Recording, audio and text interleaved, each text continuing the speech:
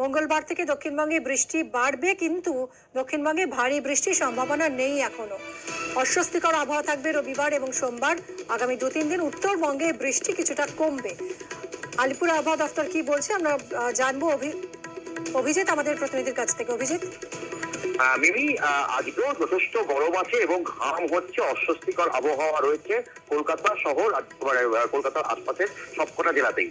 এবং আলিপুর আবহাওয়া দপ্তর যেটা বলছে যে আগামীকাল এবং পরশু অর্থাৎ রবিবার এবং সোমবার আরো বৃষ্টি কম হবে এবং মঙ্গলবার থেকে দক্ষিণবঙ্গে বৃষ্টি বাড়বে। তবে এরকম ভাবার কারণ নেই যে ভারী বৃষ্টি হতে পারে। ভারী বৃষ্টির কোনো সম্ভাবনা নেই আগামী 5 থেকে 6 দিনের মধ্যে, বরং হালকা থেকে মাঝারি বৃষ্টি হবে। তবে আগামীকাল এবং আগামী পরশু এই দুদিন এই অস্বস্তিকর আর্দ্রতা জনিত অস্বস্তি এটা আরো একটু বাড়বে, তবে তারপর থেকে কমবে। তবে আগের মতন সেরকম ঘাম হবে না। অন্যদিকে উত্তরবঙ্গে যে ভারী বৃষ্টি চলছিল সেটা আজকেও অনেকটা কমেছে। আগামীকাল পরশু সেটা আরো বেশ কিছুটা কমবে। তবে তারপর থেকে আবার উত্তরবঙ্গে ভারী বৃষ্টি হতে পারে এবং উত্তরবঙ্গে যদি ভারী বৃষ্টি হয় তাহলে দক্ষিণবঙ্গে কিন্তু খারাপ অবস্থা হবে, অর্থাৎ বৃষ্টি আরো কমে যাবে।